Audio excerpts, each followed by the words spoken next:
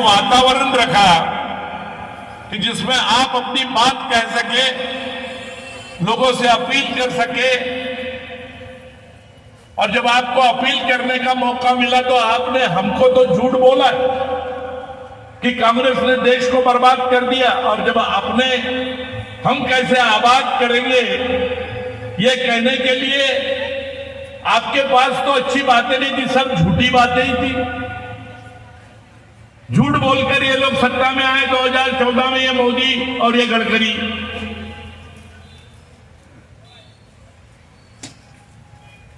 आपने वादे नहीं किए थे लोगों को कि महंगाई कम कर देंगे करके।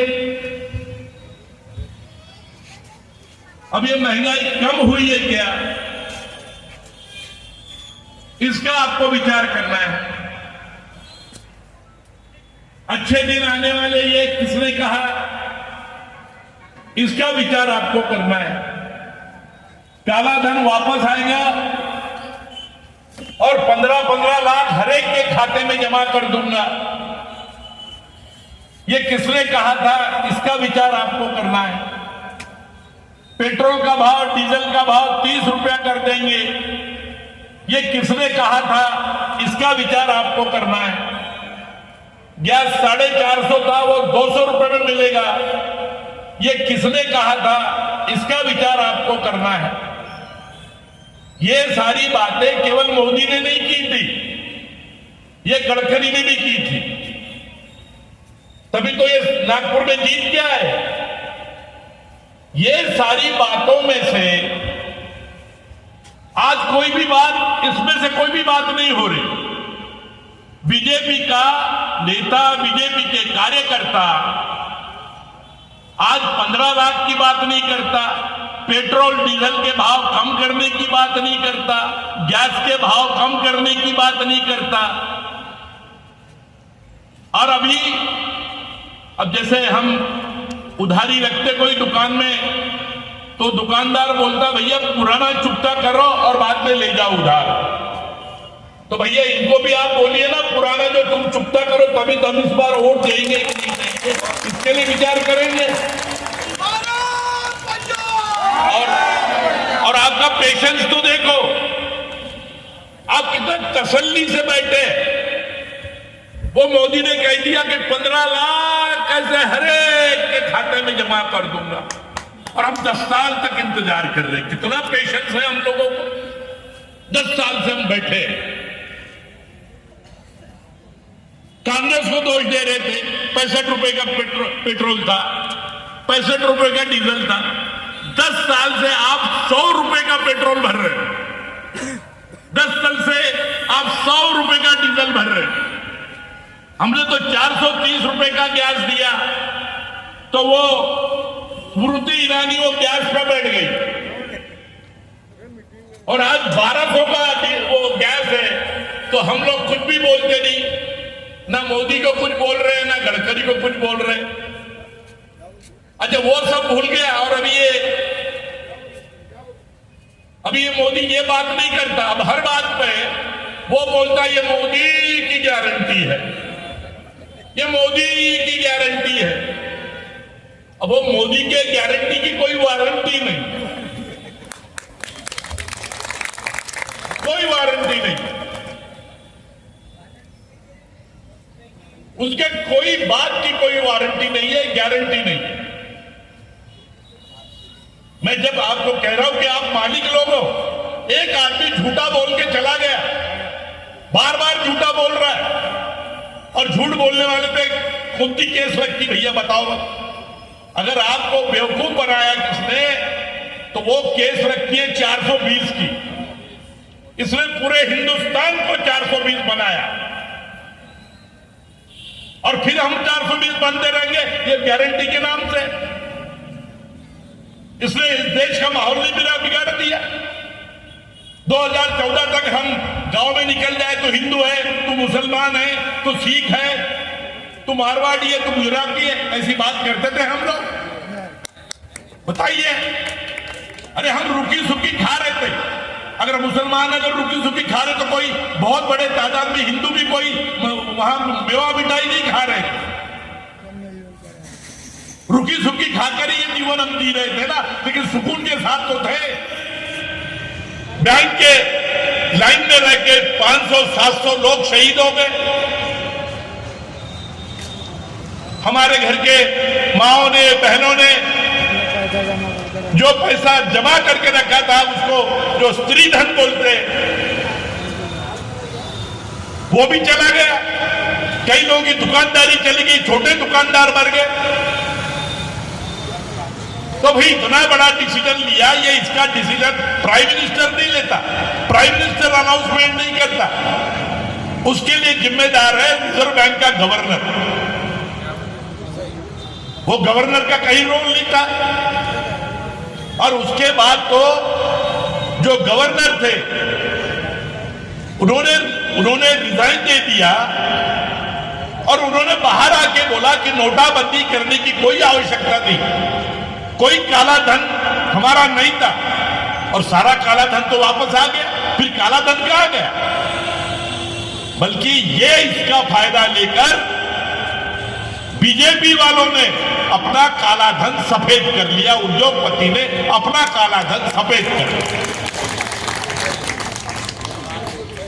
एक बात बता दीजिए, बीजेपी वालों को पूछूं कि एक बात बताओ जो जनता के हित में ये 10 साल में उन्होंने की।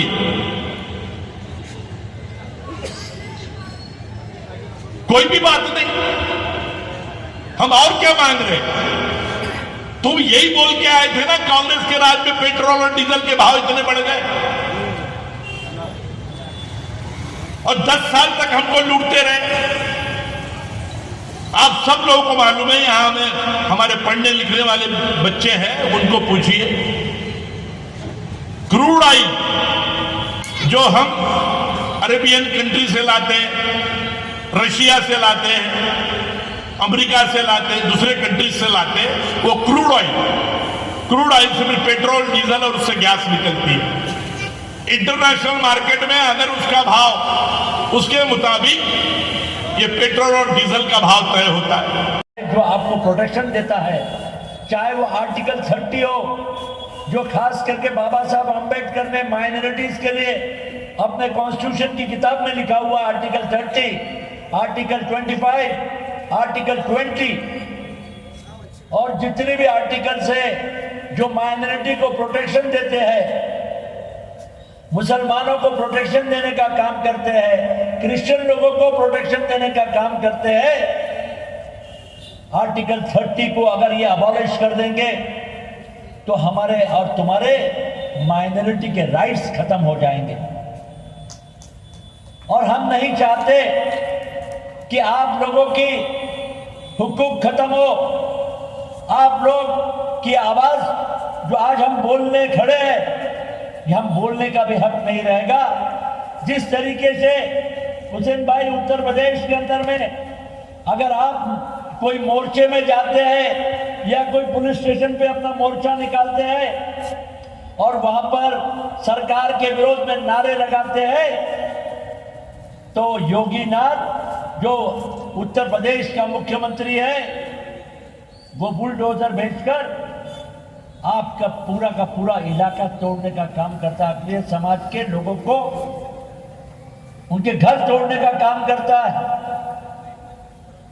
उत्तर प्रदेश के अंदर में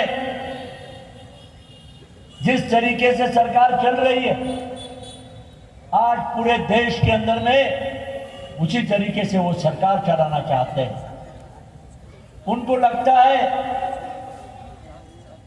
कि अच्छे दिन आएंगे, हमने कहा था 15 लाख रुपए देंगे, हमने वादा किया था, लेकिन वो सिर्फ झूठ बोल। देश की आजादी के 100 साल पहले हमारे उलमाओं ने देश की आजादी की लड़ाई शुरू की। 1851 में देवबंद से लेकर पूरे देश के हर उलमाओं ने इस देश की आजादी की जंग लड़ी और अपने पास जितना सोना था वो इस देश की कुर्बानी के लिए, हिंदुस्तान की कुर्बानी के लिए, भारत देश के लिए वो सारा जमीन जायदाद पूरी जितना भी सोना था ये सारे उलमाओं ने लगा दिया। जलियांवाला बाग हमने पिछले हफ्ते मनाया। जलियांवाला बाग में सिर्फ हमारे सिख समाज के लोग शहीद नहीं हुए, वहां पे हमारे अगले समाज के लोग भी थे। जिस तरीके से ये भारतीय जनता पार्टी से मैं पूछना चाहता हूं, जब महात्मा गांधी 1942 में करो या मरो का आंदोलन छेड़ा था इस देश की आजादी के लिए, तो ये भारतीय जनता पार्टी के लोग ये देश की आजादी के समय पर कहां थे? वो सावरकर के साथ मिलकर, अंग्रेजों के साथ मिलकर वो हिंदुस्तान की आजादी की लड़ाई को खत्म करना चाहते थे। और इसीलिए आप देख लीजिए, यहाँ पर हिंदुस्तान का जो सबसे बड़ा हेडक्वार्टर है आरएसएस का, वहां पर देश की आजादी के 40 साल तक 47 साल तक उन्होंने तिरंगा झंडा नहीं लहराया। अरे हम लोग यूथ कांग्रेस में रहते थे और हमने वहां पर झंडा लगाने की बात की, जब जाकर उन्होंने वहां तिरंगा झंडा लहराने का काम किया। हम लोगों ने मनमोहन सिंह की सरकार में जब विलास मुत्तुमार जी केंद्र में मंत्री थे और उसके पहले सीताराम केसरी जब मंत्रालय में माइनॉरिटी के मंत्रालय बनाए और उन्होंने बहुत सारे प्रोविजंस किए और पहली बार अल्पसंख्यक मंत्रालय बना, सलमान खुर्शीद पहली बार। भारतीय जनता पार्टी को हमें सबक सिखाना है। पूरे विदर्भ के अंदर में मैं भंडारा जाकर आया हूं, चंद्रपुर जाकर आया हूं। एक अच्छा माहौल बना हुआ है। विदर्भ में 10 में से हम 7 सीट लड़ रहे हैं। वर्धा में शरद पवार की सीट जीत रही है। यवतमाल में उद्धव ठाकरे जी की सीट जीत रही है और नागपुर में, ग्रामीण में, भंडारा में, गढ़चिरौली में, गोंदिया में, चंद्रपुर में, वर्धा में हर जगह कांग्रेस आगे है। और आज एक नई आईबी रिपोर्ट आई है कि नागपुर की जो सीट थी जिसे कहा जाता था कि कोई लड़ने वाला नहीं है, आज नागपुर की सीट आज कंपटीशन में है। और मैं आपको बोलता हूं, हम लड़ाई जीतने वाले हैं और आप लोगों की दुआ से नागपुर के अंदर में फिर से तिरंगा झंडा लहराने वाला है। यहां पर हमारे बड़े भाई आमदार माजी मंत्री नितिन राउत जी आए हुए, आप लोग सब उनको सुनना चाहेंगे। यहाँ पर शेख हुसैन भाई और मेरा भाषण शुरू हुए, हमने काफी देर से विकास ठाकरे जी ने 25 नागपुर में विकास नहीं किया। एक बात जिम्मेदारी है दोस्तों, तो कोई भी इंसान वो विकास करता ही है, उसकी कोई बात नहीं है। लेकिन असल बात यह है कि हमें हमारी हिफाजत की गारंटी चाहिए, तभी तो कोई बात है। मैं दोस्तों ज्यादा वक्त नहीं लूंगा, हमारे यहाँ पर बहुत से वक्ता बैठे हैं। मैं अपने 2 अल्फाज यही समाप्त करता हूँ। जय हिंद, जय भारत। और आने वाली 19 तारीख को भारी बहुमतों से विकास बाबू ठाकरे के पंजे पर बटन दबाकर उन्हें विजय बनाए, ऐसी मैं आपसे आशा करता हूँ। वो इस देश का झंडा लेकर चल रहे थे और जब इस देश का झंडा लेकर वो चल रहे थे तो भारत जोड़ो यात्रा में चलते चलते उनका देहांत हो गया। मुझे थोड़ा दुख हुआ और दुख होगा भी, क्योंकि मेरे डैडी थे, मैं तकलीफ में था, मैं दुख हुआ। परंतु जब मेरे घर पर आदरणीय आमदार डॉक्टर नितिन राउत साहब मुझसे मिलने आए, उन्होंने मुझे समझाया और उन्होंने मुझसे कहा कि बेटा, देश का झंडा लेकर चलते चलते अगर किसी की मौत हुई है तो सोचो वो व्यक्ति कितना भाग्यवान होगा। तब मुझे सच में इस बात का फक्र हुआ और मैंने कांग्रेस के इतिहास को देखा, कांग्रेस के इतिहास को जाना कि वाकई में इस देश की जो जमहूरियत है, इस देश की जो एकता है, हिंदू मुस्लिम नाम का ये जो एकता का नारा है, उस एकता को बचाए रखने का काम अगर इस 70 साल में किसने किया है तो वो है कांग्रेस पार्टी। इसलिए हम सब गर्व से कहते हैं कि हिंदू हो, मुसलमान हो, सिख हो, ईसाई हो, अगर इस देश की एकता को बचाए रखना है तो हम सबको वाकई में एकत्रित होकर इस देश के झंडे को साथ में लेकर चलना होगा। जाहिर सी बात है कि मैं एक युवा हूँ। मैं अपने भाषण को समाप्त करने से पहले मेरे से जुड़े हुए मुद्दे आप सभी के समक्ष रखना चाहता हूँ। आप सभी के बच्चे पढ़े लिखे हैं, आप सभी के बच्चों के पास डिग्रियां हैं, परंतु क्या 2014 के बाद में आप सभी के बच्चों को नौकरियां मिली है? हमारे नागपुर में मिहान आया। मिहान किसने लाया? मिहान कांग्रेस पार्टी के शासनकाल में आया। मिहान जिन्होंने लाया वो मंच पर बैठे हुए हैं। मुत्तेमार बाबूजी ने हमारे नागपुर में मिहान लाया। उस वक्त पालक मंत्री आदरणीय डॉक्टर नितिन राउत साहब थे। दोनों ने मिलकर एक संकल्पना की और उस संकल्पना में ये विचार हुआ कि हमारे जो नागपुर के यूथ है वो रोजगार के लिए क्यों पुणे और क्यों मुंबई जाए, हमारे नागपुर में ही उनको रोजगार मिले। उस संकल्पना के तहत मिहान लाया गया। परंतु आज मैं आप सबसे विनती करना चाहता हूं कि 19 तारीख को अपना मतदान दें, परंतु मतदान देने से पहले 18 तारीख को मिहान जाए और देखें कि कैसे वहां पर नौकरियां नहीं आई। इसलिए मैं आपसे विनती करता हूं, अगर आप अपना मतदान दें तो महाविकास आघाड़ी के विकास भाऊ ठाकरे को मतदान दें और भारी मतों से उन्हें चुन कर लाए। मुझे बोलने का मौका दिया, मैं धन्यवाद करना चाहता हूँ। जय हिंद, जय भीम। हार्दिक बधाई। मंच पर आसीन आली जनाब हमारे नेता विलास भाऊ मुत्तेमार जी साहिबान, सभी जो हालात इस देश में पैदा हुए हैं मुझे हर वक्त याद दिलाते हैं वो हालात कि परम पूज्य डॉक्टर बाबा साहब आम्बेडकर जिनकी जयंती हमने कल मनाई और मनाने के बाद वो दिन को हमने याद किया कि एक दलित समाज का नेता जब उसको अंग्रेज पूछते हैं कि आप कौन से समाज से आते हो तो वे कहते हैं कि मैं प्रथम भारतीय हूं और अंततः भारतीय हूं। लेकिन 2014 से हम देख रहे हैं कि एक नफरत की राजनीति, एक नफरत की बिसात पूरे देश में फैलाई गई और धर्म के नाम पर यहां पर झगड़े लगाकर इस संविधान के फैब्रिक को, संविधान के धागे को तोड़ने का प्रयास इस देश में हुआ है। यहां तक कि इन्होंने कहा कि इस देश का मुसलमान अगर इस देश में रहना चाहता है तो उसे हिंदू बनकर रहना पड़ेगा। ये मोहन भागवत ने कहा कि नहीं?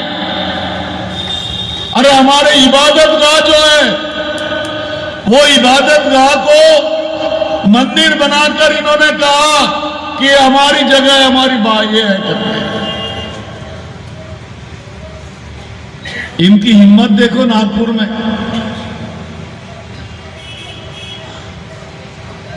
मोमिनपुरे के अंदर से अपने झंडे लेकर जाते हैं और जेएसआर के नारे लगाते हुए जाते हैं।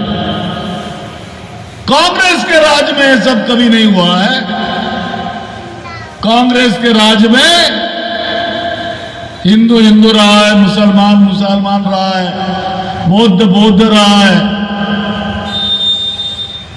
सभी जाति धर्म को संविधान के नाम पर इक्वालिटी की बात यहां कही गई। इसलिए किसी ने कहा है ये कैसी सियासत है मेरे मुल्क पे हावी, ये कैसी सियासत है मेरे मुल्क पे हावी।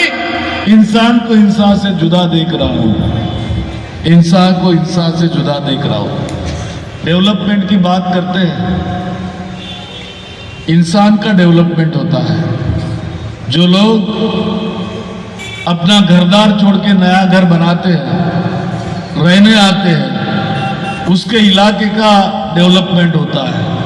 आपके इलाके का डेवलपमेंट गडकरी ने किया कि नितिन राउत ने किया है? जो रोड देख रहे वो भी नितिन राउत ने लाए, पानी की लाइन भी नितिन राउत ने लाए, माडा के कॉलोनी भी नितिन राउत ने लाए, बुद्ध विहार भी नितिन राउत ने बनाए, मैदान भी नितिन राउत ने बनाया। मंदिर भी नितिन राउत ने इस इलाके में बनाया है, बिजली के खंभे भी लाए।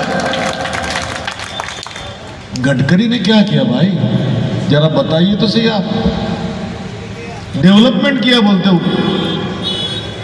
नागपुर में डेवलपमेंट किया और उत्तर नागपुर को छोड़ दिया, क्योंकि उत्तर नागपुर में दलित रहता है और मुसलमान रहता है इसलिए। लेकिन यहां हिंदू भी रहते हैं, दूसरे समाज के भी लोग रहते हैं, लेकिन उत्तर नागपुर इनको कभी दिखा नहीं है। इसलिए समय की पाबंदी ध्यान में रखते हुए मैं आपको आगाह कर रहा हूं कि जब हमारा दलित मारा जा रहा था, रोहित वेमुला हैदराबाद में, जिसने फांसी पे अपने आप को चढ़ा दिया, तब गडकरी के मुंह से आवाज क्यों नहीं निकली? जब हमारा अखलाक मारा गया, तब गडकरी कहां था, ये बताइए ना। अरे जब हमारी बहनें स्कूल में, कॉलेज में हिजाब पहन के जा रही थी, इनके लोगों ने उनको रोका, तब गडकरी के मुंह से आवाज क्यों नहीं आई थी? विद्यार्थी परिषद के लोगों ने हिजाब के लिए बंदी लाई। आप कहोगे कि धर्म के नाम पर हमको भड़का रहे हैं, मैं भड़का नहीं रहा, मैं आपके दिलों को जागरूक कर रहा हूं, जिंदा कर रहा हूं कि जरा सोचिए कि 2024 के बाद क्या होने वाला है। अगर आपने नहीं सोचा तो फिर आपके बच्चे, हमारे भाई, हमारे बच्चे कभी हमको माफ नहीं करेंगे, माफ नहीं करेंगे। इसलिए आपका नुमाइंदा करके, आपके विकास के लिए, आपके भले के लिए, आपके इबादत के लिए केवल इतना कहूंगा, इस सियासत की कुर्सी हिलनी चाहिए, इस सियासत की कुर्सी हिलनी चाहिए। जो काबिल नहीं उनसे कुर्सी छीननी चाहिए, जो काबिल नहीं उनसे कुर्सी छीननी चाहिए। जो ढाते हैं जुल्म कमजोर समझकर, ऐसे जालिमों को अब सजा मिलनी चाहिए, सजा मिलनी चाहिए। और वो सजा अगर आपको देनी है तो इंडिया आघाड़ी का नुमाइंदा विकास ठाकरे, जिन्हें हमने खड़ा किया, डॉक्टर नितिन राउत, विलास मुत्तेमवार और डॉक्टर सतीश चतुर्वेदी जी ने खड़ा करके बोला कि आप चुनाव मैदान में आइए, हम आपको जिताएंगे। वो आपकी बात पर, आपकी बात पर, आपकी आवाज पर उनको हमने आवाज दी है। दोस्तों, आने वाले 19 तारीख को नितिन राउत की, मंसूर भाई की, इकराम भाई की, इफ्तिकार भाई की, शेख हुसैन जी की, और हमारे सत्तार भाई भी यहाँ बैठे हैं, इजराइल भाई यहाँ सामने बैठे हैं, सत्तार भाई पीछे बैठे हैं। इनकी बात को रखिए और विकास ठाकरे जी को विजयी बनाकर अपनी बात को बना के रखिए, यही आपसे दरखास्त करता हूं। अल्लाह हाफिज। बंडोमन टेंगोने जी, शुक्रिया अदा करें। हमारे चैनल को सब्सक्राइब करें और बेल आइकन दबाना ना भूलें।